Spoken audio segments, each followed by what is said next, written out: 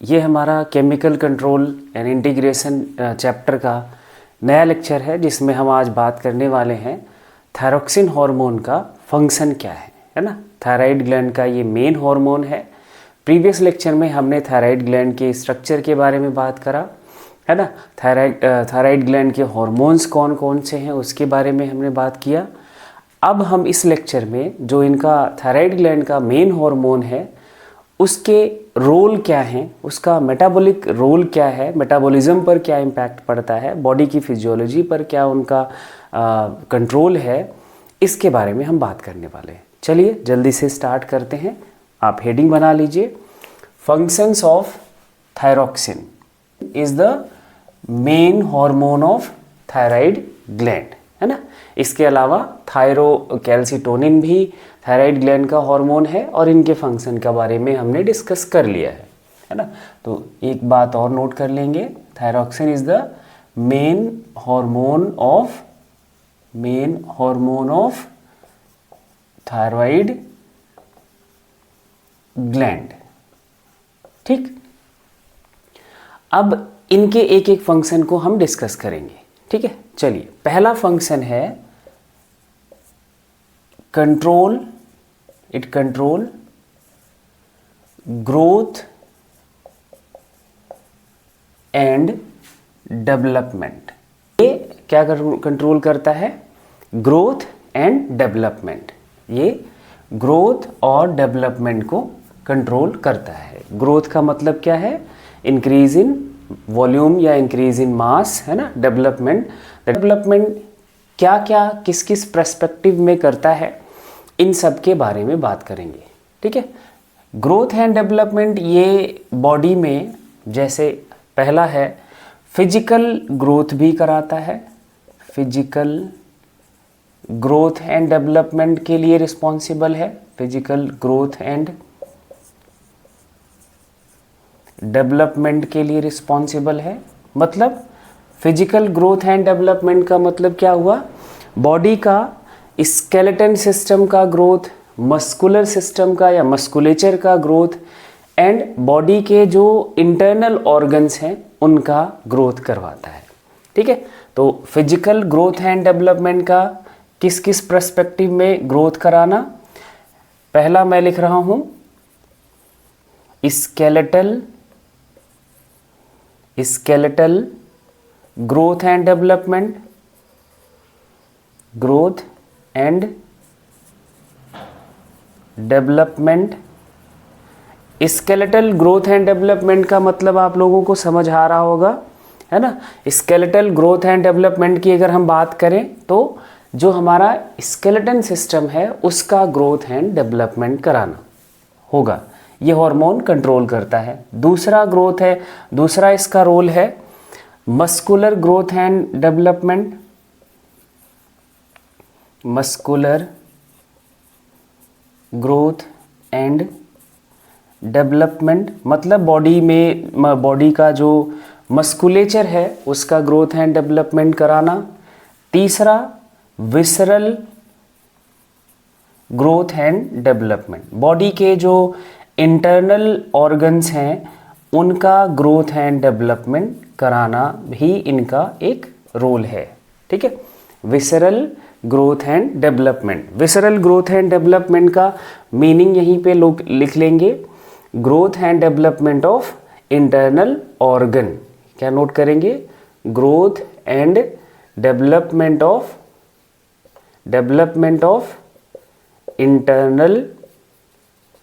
Internal organ. Internal organs का मतलब जो हमारे बॉडी के इंटरनल ऑर्गन्स हैं, जैसे स्टमक है ना, एलिमेंट्री कैनाल है पूरा, किडनी है, लीवर है ना, जो भी ऑर्गन्स हैं, हार्ट है, लंग्स हैं, इन सभी ऑर्गन्स का ग्रोथ एंड डेवलपमेंट को कंट्रोल करता है थायरॉक्सिन हार्मोन। ठीक है, तो ग्रोथ एंड डेवलपमेंट का एक पर्सपेक्टिव हमने पूरा किया। फिजिकल ग्रोथ एंड डेवलपमेंट कराता है। किस किस पर्सपेक्टिव में फिजिकल ग्रोथ एंड डेवलपमेंट होगा?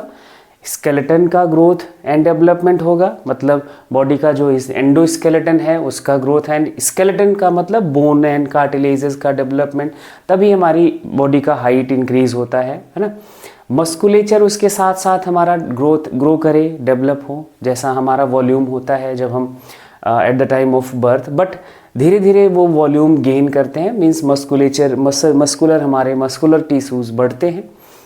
उसी के साथ साथ इंटरनल ऑर्गन्स का भी ग्रोथ एंड डेवलपमेंट होता है। तो ये कंट्रोल करता है थायरोक्सिन हार्मोन, किसका?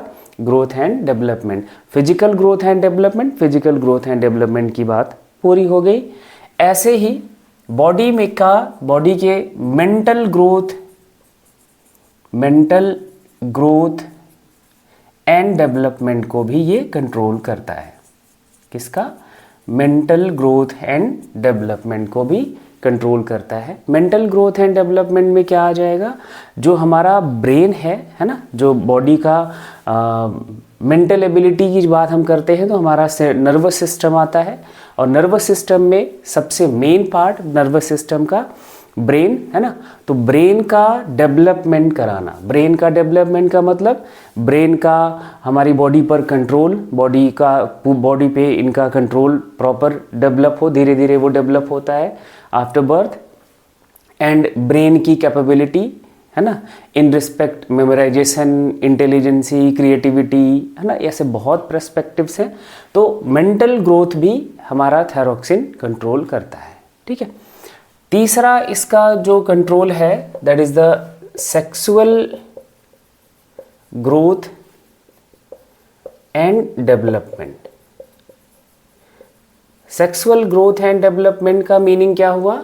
जो हमारे सेक्स ऑर्गन्स हैं उनका भी growth and development thyroxine control करता है, एंड जो सेक्सुअल मैच्योरिटी है वो भी इनके कंट्रोल में होगा। तो ग्रोथ एंड डेवलपमेंट का ओवरऑल बात यह है कि बॉडी का फिजिकल, मेंटल एंड सेक्सुअल तीनों को ये कंट्रोल करता है थायरोक्सिन हार्मोन। ठीक है। तो एक रोल आपके ये फंक्शन है, इट कंट्रोल्स BMR। BMR का पूरा नाम बेसल मेटाबॉलिक रेट। ठीक। सबसे पहले तो हमें ये BMR क्या होता है ये समझना है ना। BMR का मीनिंग नोट करेंगे, BMR का मतलब क्या होता है ये समझेंगे पहले। BMR का मतलब होता है बॉडी में इतनी एनर्जी जनरेट करना। बॉडी को एनर्जी जो चाहिए वो ATP के फॉर्म में चाहिए, बट हम एनर्जी को मेज़र करते हैं कैलोरी के यूनिट में, है ना। तो बॉडी में इतनी एनर्जी जनरेट करना कि हमारा बॉडी नॉर्मल फंक्शन परफॉर्म कर सके। जो normal requirement of the energy of the body है that is fulfilled, that should be fulfilled, उसको कंट्रोल करता है BMR। ठीक है। अब ये आपको एक बात बहुत ध्यान से याद रखनी होगी, जो बॉडी की रिक्वायरमेंट होती है एनर्जी की नॉर्मल फंक्शनिंग के लिए, है ना, वो सिचुएशन टू सिचुएशन वेरी करती है। हम नॉर्मल सिचुएशन में हैं तो बॉडी की जो रिक्वायरमेंट है एनर्जी की वो अलग होगी, है ना। कोई स्ट्रेस का सिचुएशन है तो बॉडी की जो नॉर्मल फंक्शनिंग है उसकी रिक्वायरमेंट एनर्जी की अलग होगी। ठीक है। तो ये आपको क्लियर होना चाहिए। ठीक है। चलिए BMR का मीनिंग लिखिए सबसे पहले। BMR refers to minimum amount of energy. BMR refers to the minimum amount of energy। ये एनर्जी किस फॉर्म में होना चाहिए? In the form of calories, है ना। किसके फॉर्म में? कैलोरीज के फॉर्म में। That our body requires to complete its normal functions. That our body requires to complete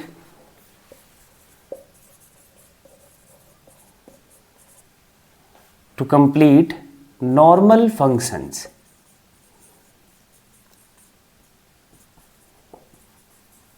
normal functions को कंप्लीट करने के लिए वो मिनिमम अमाउंट ऑफ एनर्जी जो बॉडी को चाहिए होती है, किस फॉर्म में, कैलोरीज के फॉर्म में, that is the BMR। BMR हमारा वेरी करता है, ये ध्यान रखना। हाँ, बट नॉर्मल सिचुएशन में एक मिनिमम अमाउंट ऑफ एनर्जी हमें चाहिए होती है जिससे हमारा नॉर्मल जो बॉडी फंक्शनिंग है that should be operational, that should be operated, ठीक है, दैट इज द BMR, ठीक है। अब ध्यान से सुनना, ये जो हम एनर्जी की बात कर रहे हैं, है ना, this energy comes from nutrient. जो हमारा बॉडी का सेल है वो एनर्जी कहाँ से जनरेट करेगा, न्यूट्रिएंट से जनरेट करता है, जो हम फूड के से गेन करते हैं, फूड से हम ऑब्टेन करते हैं, ठीक है। एनर्जी, ये नेक्स्ट पॉइंट हम लिखेंगे, एनर्जी कम्स फ्रॉम न्यूट्रिएंट, है ना, न्यूट्रिएंट्स बाई देयर ऑक्सीडेशन। इनका ऑक्सीडेशन होता है बॉडी के सेल्स में, उसके बाद हमारी बॉडी के सेल्स को एनर्जी मिलती है ना। ऑक्सीडेशन का मतलब ऑक्सीजन की प्रेजेंस में उनका बर्निंग होता है, ब्रेकडाउन होता है, तब हमें एनर्जी मिलती है। कौन कौन से न्यूट्रिएंट्स का बर्निंग होता है जो एनर्जी रिलीज करते हैं, उनका नाम हमें यहाँ पता होना चाहिए। कार्बोहाइड्रेट, बॉडी में के सेल्स कौन क्या बर्न करते हैं, कार्बोहाइड्रेट बर्न करते हैं सबसे पहले। अगर बॉडी में अवेलेबल है तो कार्बोहाइड्रेट बर्न होगा, नहीं है तो फैट बर्न होगा, फैट भी अगर नहीं है तो लास्ट में प्रोटीन बर्न करता है हमारा बॉडी का cell.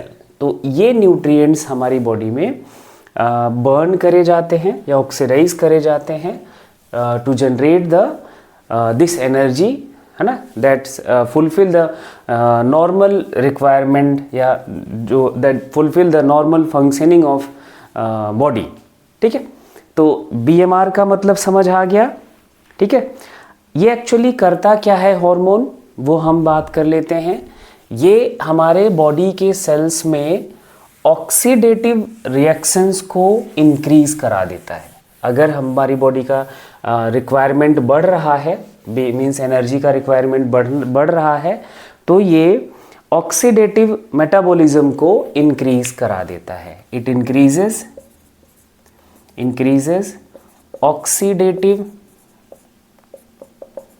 Oxidative metabolism in body cells.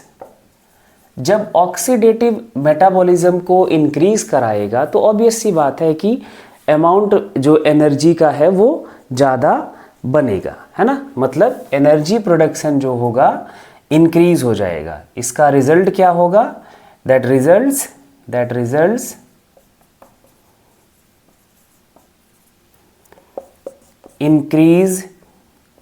increased production of energy, है ना। वो एनर्जी का प्रोडक्शन जो होगा वो इंक्रीज्ड हो जाता है।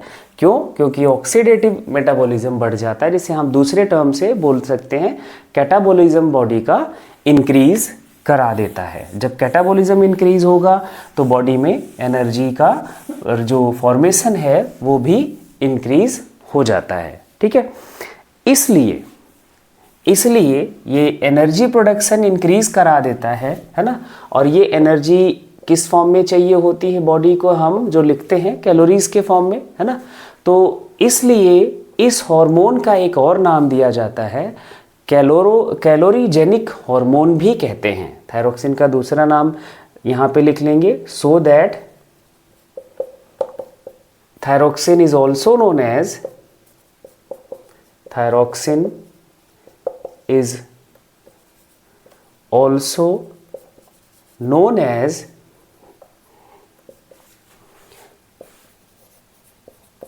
कैलोरीजेनिक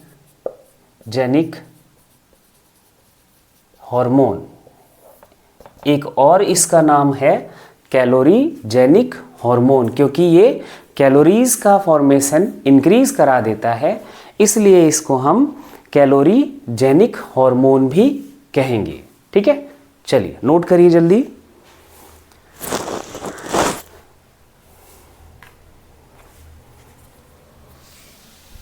ठीक है, देखिए ये बीएमआर इंक्रीज करा देता है। बीएमआर कहने का मतलब क्या है, जब एनर्जी प्रोडक्शन बढ़ा देता है। बीएमआर का मतलब क्या होता है, मिनिमम रिक्वायरमेंट ऑफ एनर्जी। अब ये एनर्जी का प्रोडक्शन बढ़ाया तो बीएमआर बढ़ाया, है ना।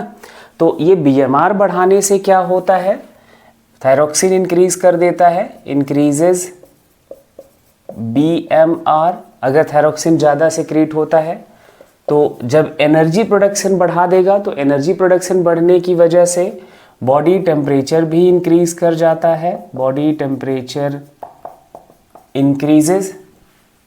और ये जो बीएमआर बढ़ने का मतलब है एनर्जी प्रोडक्शन इंक्रीज्ड। एनर्जी कहाँ से आ रही है, by the burning of nutrient, मतलब न्यूट्रिएंट का ब्रेकडाउन, है ना। न्यूट्रिएंट का ब्रेकडाउन मतलब ये इंक्रीज करा देता है, it increases losses of body weight. जो हमारी बॉडी के में स्टोर्ड न्यूट्रिएंट होते हैं उनका बर्निंग होना बढ़ जाएगा, उनका रेट ऑफ बर्निंग बढ़ जाएगा, रेट ऑफ कैटाबॉलिज्म बढ़ जाएगा थायरॉक्सिन की इंक्रीज होने से। तो हमारा बॉडी का जो वेट है वो क्या हो जाता है, लॉस होना शुरू हो जाता है। तो ये रिलेशन आप बहुत ध्यान से नोट डाउन कर लीजिए, बहुत इम्पॉर्टेंट है। ठीक है, बॉडी का बीएमआर इंक्रीज कराता है जिससे टेम्परेचर इंक्रीज होता है। और ये सब कुछ कैसे होगा, क्योंकि बर्निंग ऑफ द न्यूट्रिएंट से होगा। यहाँ आप एक बात ये भी लिख लो, बर्निंग इंक्रीजेस बर्निंग ऑफ या oxidation of nutrient, oxidation of nutrients. और इस वजह से हमारा क्या होता है, बॉडी वेट का लॉस भी होता है। ठीक है, चलिए नेक्स्ट इसका जो रोल है, नेक्स्ट रोल है, हम फंक्शन सेकंड ही बात कर रहे हैं। ये इंक्रीज करा देता है, इंक्रीजेस एक्टिविटी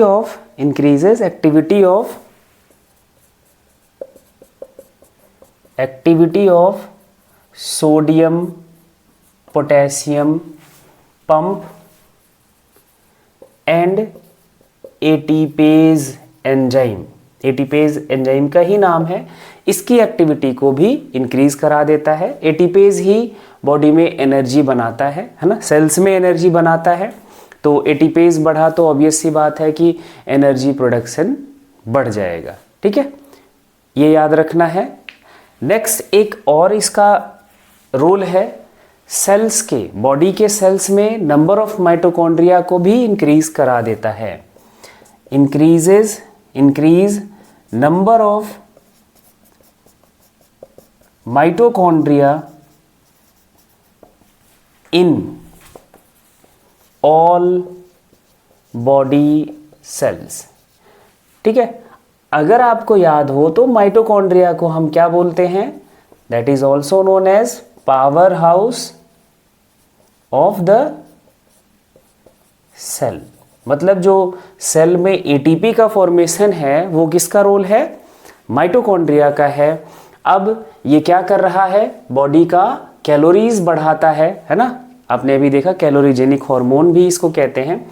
तो बॉडी में एनर्जी, बॉडी के सेल्स में एनर्जी का प्रोडक्शन बढ़ाता है। तो ऑब्वियस सी बात है कि बॉडी में एनर्जी का प्रोडक्शन बढ़ाने के लिए ऑक्सीडेशन का रेट हमें बढ़ाना होगा, और वो माइटोकॉन्ड्रिया का नंबर बढ़ाने से पॉसिबल है। ठीक है, तो माइटोकॉन्ड्रिया का नंबर भी बढ़ा देता है, ये हमें याद रखना है। एंड माइटोकॉन्ड्रिया में अगर आपको रेस्पिरेशन का चैप्टर समझ है थोड़ा, है ना, तो माइटोकॉन्ड्रिया में एरोबिक रेस्पिरेशन होता है ना, जिससे एनर्जी बनता है। तो so that thyroxine increases consumption of oxygen by body cells. Oxygen का कंजम्पशन को भी ये इंक्रीज कराएगा, क्योंकि माइटोकॉन्ड्रिया का नंबर बढ़ रहा है, एनर्जी प्रोडक्शन बढ़ रहा है, तो ऑब्वियस सी बात है कि हमारी जो बॉडी की सेल्स हैं वो ऑक्सीजन का कंजम्पशन भी इंक्रीज करा देंगी। ठीक है, तो ये इनका दूसरा जो रोल है, दूसरा फंक्शन है, वो आपने नोट किया। चलिए जल्दी नोट कीजिए, हम थर्ड फंक्शन पे चलते हैं। तीसरा इसका फंक्शन बड़ा इंपॉर्टेंट है, ये ध्यान से नोट करना है ना। वैसे बेसिकली तो दो ही है, बीएमआर को कंट्रोल करना और ग्रोथ एंड डेवलपमेंट को कंट्रोल करना, पर तीसरा भी हमें ध्यान से समझना है। Control metabolism of different nutrients, जो अभी हमने यहाँ पे पीछे न्यूट्रिएंट की बात की, न्यूट्रिएंट का बर्निंग को इंक्रीज, रेट ऑफ बर्निंग को इंक्रीज करा देता है। तो कौन से न्यूट्रिएंट का बर्निंग इंक्रीज कराता है और किस कंडीशन में, उसकी बात करेंगे। तीसरा इसका फंक्शन है, इट कंट्रोल्स, या हम लिखेंगे control metabolism of, it controls metabolism of different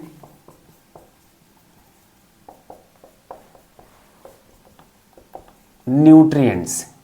जो अलग अलग न्यूट्रिएंट्स हैं उनके मेटाबॉलिज्म को ये कंट्रोल करता है ना। हम अलग अलग न्यूट्रिएंट्स की बात करेंगे, जैसे पहले हम फैट की बात करें, फिर कार्बोहाइड्रेट की बात करेंगे, है ना, फिर प्रोटीन की बात करेंगे। चलिए देखिए, फैट के केस में ये क्या करता है। In the case of fat, है ना, जिससे एनर्जी हमारी बॉडी में के सेल्स में बनता है, तो ये फैट का सिंथेसिस को इंक्रीज कराता है।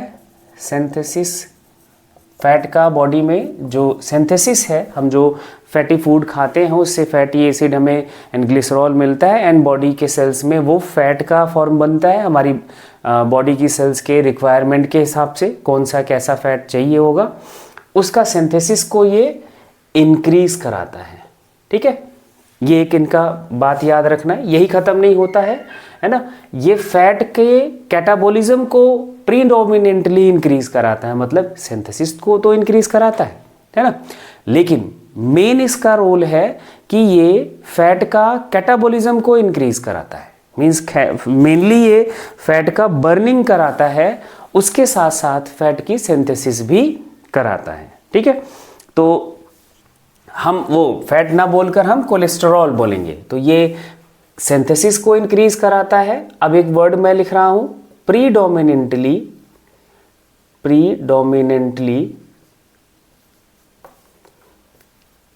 इंक्रीजेस, या हम यहां लिख लेते हैं predominantly catabolism of cholesterol. Cholesterol भी एक हमारा फैट है बॉडी का, इसको ये इंक्रीज कराता है। क्या कराता है? इंक्रीज कराता है। देखो, सिंथेसिस को भी इंक्रीज कराता है, लेकिन मेनली ये कोलेस्टेरॉल के कैटाबॉलिज्म को, कोलेस्टेरॉल के ब्रेकडाउन को, कोलेस्टेरॉल का ऑक्सीडेशन को ये इंक्रीज कराता है। ठीक है, तो ये हमारे बॉडी के लिए बड़ा इंपॉर्टेंट है। मींस कोलेस्टेरॉल एक्यूमुलेशन नहीं होने देता है ना। अगर थायरॉक्सिन की कमी होती है तो कोलेस्टेरॉल बॉडी में एक्यूमुलेट होता जाएगा, नॉर्मल से, जो नॉर्मल लेवल है थायरॉक्सिन का उससे कम होता है तब। ठीक है, चलिए दूसरा न्यूट्रिएंट के बारे में बात करें। दूसरा न्यूट्रिएंट हमारा क्या है? कार्बोहाइड्रेट। किसके बारे में बात करेंगे? कार्बोहाइड्रेट के बारे में बात करें तो कार्बोहाइड्रेट, है ना, कार्बोहाइड्रेट के बारे में अगर हम बात करें तो हमारा कार्बोहाइड्रेट बॉडी में ग्लाइकोजन के फॉर्म में स्टोर होता है। ये ब्लड शुगर को इंक्रीज कराता है। ब्लड शुगर को इंक्रीज कराने का मतलब क्या हुआ कि जो स्टोर्ड कार्बोहाइड्रेट है that is break down into glucose या fructose and added into the blood stream. ठीक है, तो ये क्या करता है? Increases blood sugar. क्या इंक्रीज कराता है? Increases blood sugar. कैसे? है ना, ये जो स्टोर्ड फॉर्म होता है बॉडी में कार्बोहाइड्रेट का, that is the glycogen. Animal cells में कार्बोहाइड्रेट किस फॉर्म में स्टोर होता है? ग्लाइकोजन के फॉर्म में, दैट इज कन्वर्टेड इनटू या दैट इज ब्रेक डाउन या ब्रेक इनटू ग्लूकोज। ये शुगर का मतलब यहाँ पे क्या है? ग्लूकोज। ब्लड शुगर का मतलब क्या है? ग्लूकोज, है ना, क्योंकि सेल्स को जो कार्बोहाइड्रेट चाहिए वो ग्लूकोज के फॉर्म में चाहिए, तो ये स्टोर्ड ग्लाइकोजन को ग्लूकोज में कन्वर्ट करके ब्लड स्ट्रीम में ऐड करता है ना, और ब्लड शुगर को इंक्रीज कराता है। इसलिए so that it is also known as diabetogenic hormone. इसलिए इसको हम क्या बोलते हैं? Diabetogenic hormone. डायबिटीज कॉज करने वाला हार्मोन भी कहा जाता है थायरोक्सिन को, है ना। अगर थायरोक्सिन का अमाउंट बढ़ता है बॉडी में तो डायबिटीज का कंडीशन आ सकता है, ठीक है। तो डायबिटोजेनिक हार्मोन भी कहते हैं। So that it is also known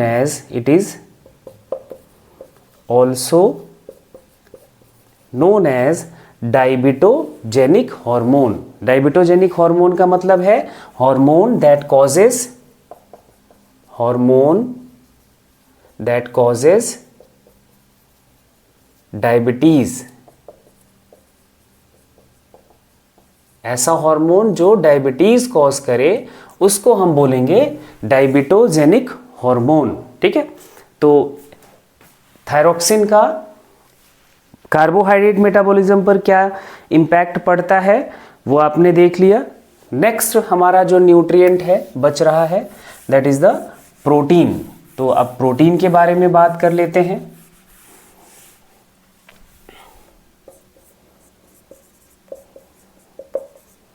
protein के केस में ये दोनों काम करता है, एनाबॉलिज्म एंड कैटाबॉलिज्म दोनों को प्रमोट करता है ना।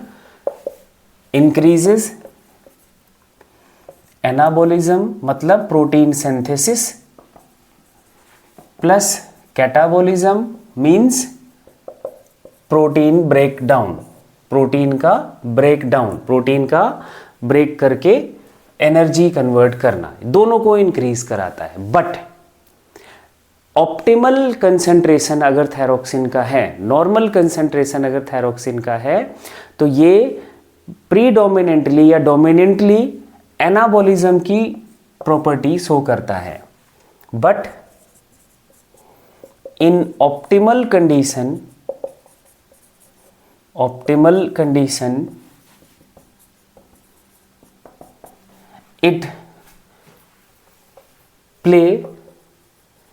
it increases anabolism of protein। ये किसको? प्रोटीन के एनाबॉलिज्म को इन्हांस करता है, ठीक है। ये हमें बात समझ के रखनी है, ठीक है। एनाबॉलिज्म को डोमिनेट करता है, एनाबॉलिक जो रिएक्शंस है प्रोटीन की वो ये डोमिनेट करता है जब ये ऑप्टिमल कंडीशन में होगा, मतलब नॉर्मल कंडीशन, नॉर्मल लेवल अगर थायरोक्सिन का है तो, ठीक है। तो अलग अलग न्यूट्रिएंट्स को किया, अलग अलग न्यूट्रिएंट्स पर ये किस तरह से इम्पैक्ट करता है वो आपका नोट कर लिया आपने। चलिए अब हम इसके development and maturation of CNS, central nervous system. देखिए ग्रोथ एंड डेवलपमेंट वाले फंक्शन के में हमने डिस्कस कर लिया था कि ये क्या करता है, मेंटल ग्रोथ एंड डेवलपमेंट को भी कंट्रोल करता है। उसी का हम इस फॉर्म में भी लिख सकते हैं कि हमारे सेंट्रल नर्वस सिस्टम मतलब ब्रेन एंड स्पाइनल कॉर्ड का डेवलपमेंट एंड उनका मैच्योरेशन को भी कंट्रोल करता है, ठीक है। And brain and spinal cord is the part of CNS, central nervous system, and यही हमारी बॉडी का मेन कंट्रोलर है, ठीक है। चलिए नेक्स्ट फंक्शन है इनका, ये एरिथ्रोपोइसिस को भी इंक्रीज कराता है, इंक्रीजेज एरिथ्रोपोइसिस। एरिथ्रोपोइसिस का मतलब क्या होता है? फॉर्मेशन ऑफ RBC, है ना। क्या होता है? फॉर्मेशन ऑफ RBC, है ना। RBC के फॉर्मेशन को ये इंक्रीज कराता है। कहाँ? एरिथ्रोपोइटिक ऑर्गन्स में, है ना। जैसे एडल्ट्स की बात करें तो बोन मैरो हो गया, थाइमस हो गया, है ना, जो आपके लिम्फ नोड्स हैं वहाँ, है ना, वो इन सब में जो एरिथ्रोपोइटिक ऑर्गन्स में फॉर्मेशन ऑफ RBC को ये इंक्रीज कराता है। तो फॉर्मेशन ऑफ RBC इन, लिख लीजिए, इस पूरी बात को लिख लेते हैं, एरिथ्रोपोइटिक ऑर्गन्स। कहाँ पे? एरिथ्रोपोइटिक ऑर्गन्स। एक इसका ये भी बहुत इंपॉर्टेंट फंक्शन है।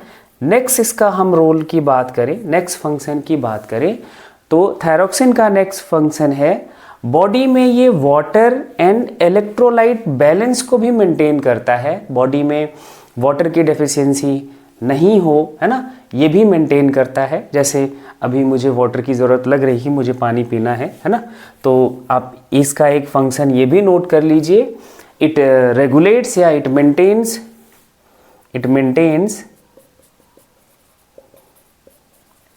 मेंटेन्स वाटर एंड इलेक्ट्रोलाइट, जिसे आप आयंस के फॉर्म में, आयंस के नाम से भी बोल सकते हैं, electrolyte balance. It maintains water and electrolyte balance, ठीक है। डिफरेंट आयंस जो बॉडी को हमारी चाहिए होता है उनको भी मेंटेन करता है। एंड लास्ट इसका जो फंक्शन है, ये फीमेल्स में मेंस्ट्रुअल साइकिल को भी रेगुलेट करता है ना। जो सेक्सुअल मैच्योरिटी के बाद जो मेंस्ट्रुअल साइकिल चलता है फीमेल्स में, उसको भी रेगुलेट करता है। तो नेक्स्ट इसका फंक्शन है, इट रेगुलेट्स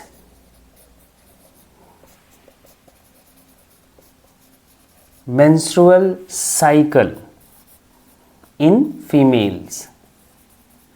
फीमेल्स में ये मेंस्ट्रुअल साइकिल को भी रेगुलेट करता है, ठीक है। तो ये ओवरऑल फंक्शन हो गया हमारा किसका? थायरोक्सिन का, या हम कहें थायराइड ग्लैंड का, है ना। आपको फंक्शन क्लियर करना है, पहले सारे फंक्शंस समझ आने चाहिए, याद होने चाहिए, तब हम इनके डिसऑर्डर्स के बारे में बात करेंगे, ठीक है। अब देखेंगे अगर तो ओवरऑल जो फंक्शन है ग्रोथ एंड डेवलपमेंट है ना, पहला फंक्शन। उसके बाद हमने देखा कि ये मेटाबॉलिज्म को रेगुलेट करता है, न्यूट्रिएंट का मेटाबॉलिज्म रेगुलेट करता है, BMR रेगुलेट करता है ना। एंड आपके सामने है ये डिफरेंट न्यूट्रिएंट्स का हो गया। सेंटर हमारा डेवलपमेंट एंड मैच्योरेशन CNS का कंट्रोल करता है। एरिथ्रोपोइसिस इंक्रीज कराता है, मेंटेन करता है water and electrolyte balance, menstrual cycle को भी रेगुलेट करता है, ठीक है। बहुत इंपॉर्टेंट फंक्शन है। और हमें ये ध्यान रखना है ग्रोथ एंड डेवलपमेंट के बारे में, थायरोक्सिन का लेवल अब हम नेक्स्ट लेक्चर में बात करेंगे कि थायरोक्सिन जब भी इम्बैलेंस्ड हो जाए तो क्या बीमारियां होती हैं, मतलब डिसऑर्डर्स ऑफ थायरोक्सिन या disorders related to thyroid gland या थायरोक्सिन हार्मोन बहुत प्रॉब्लम्स क्रिएट करता है। आप अगर आसपास आपने कई लोगों से सुना होगा कि थायराइड की प्रॉब्लम हो गई है ना, थायराइड या तो थायरोक्सिन बढ़ जाता है या फिर कम हो जाता है। मोस्टली जो केसेस हैं थायरोक्सिन कम हो जाता है, जिससे बॉडी में बॉडी का BMR स्लो डाउन हो जाता है और बॉडी का न्यूट्रिएंट बॉडी में ही एक्यूमुलेट होने लगता है। ओवरवेट पर्सनैलिटी हो जाता है, ओबेसिटी की कंडीशन में चला जाता है, बॉडी को मिनिमम रिक्वायरमेंट ऑफ एनर्जी ही नहीं मिल पाता, तो बहुत प्रॉब्लम्स होती हैं डेली रूटीन की जो एक्टिविटीज़ हैं उसमें, है ना। या थायरॉक्सिन का लेवल बढ़ जाता है, नॉर्मल जो कंसंट्रेशन है थायरॉक्सिन का जितना होना चाहिए उससे ज़्यादा भी हो सकता है ना। तो उस कंडीशन में भी प्रॉब्लम्स क्रिएट हो जाती हैं बॉडी में, बीएमआर बढ़ जाता है, तो वो पर्सनैलिटी इरिटेटेड हो जाता है, चिड़चिड़ा हो जाता है, क्योंकि बॉडी में रिक्वायरमेंट या मिनिमम रिक्वायरमेंट जो एनर्जी है उससे कहीं ज़्यादा एनर्जी बन रही होती है ना। तो अनस्टेबिलिटी, इरिटेशन, है ना, फ्रस्ट्रेशन, ऐसी पर्सनैलिटी उस कंडीशन में आ जाती है। तो हम इन सब के बारे में, और भी बहुत सारे डिसऑर्डर्स हैं, बहुत सारी प्रॉब्लम्स हैं, इन सब के बारे में नेक्स्ट लेक्चर में डिस्कस करेंगे। आई थिंक ये वीडियो आपको समझ आई होगी, ये टॉपिक आपको समझ आया होगा। अगर प्रॉब्लम है तो एक बार आप देखें, है ना, जहाँ प्रॉब्लम आया उसको रिकैप करें, एंड अगर कोई नहीं सॉल्व होता है तो हमें कमेंट बॉक्स में ज़रूर कमेंट करें, आपके प्रॉब्लम को हम ज़रूर रिजॉल्व करेंगे और अपने दोस्तों तक शेयर करें। अगर आप चैनल पे नए हैं तो चैनल को सब्सक्राइब करें, वीडियो को लाइक करें। थैंक यू बच्चों।